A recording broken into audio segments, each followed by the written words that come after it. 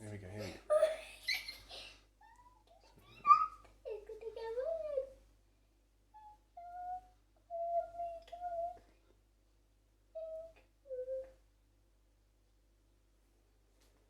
Wow.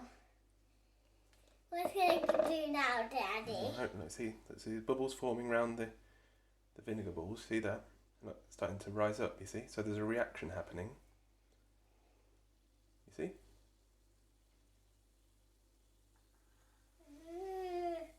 You see that? So it's touching the powder at the bottom, which is an alkali, and the vinegar is an acid. So now, look, so it's worn off, and now they're starting to fall back down again.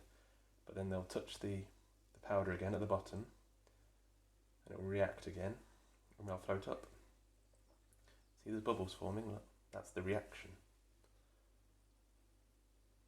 How does it do that then? Because you've got the alkali, which is the powder at the bottom, and the acid, which is the vinegar. And when they touch each other, they cause a chemical reaction. And that's what you see with the bubbles there, you see? That's what's making the bubbles, making the bits float up to the top. And then when all the bubbles are worn off, they fall back down again. Like that? Yeah.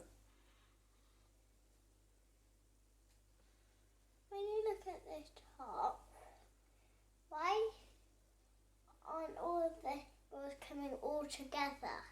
Because they wear off at different rates, don't they? Some are bigger than others, but you don't want them all coming down at once, do you? You want some coming down and then some going up.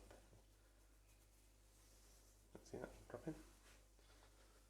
It's clever. It is, isn't it? Is that water, Daddy?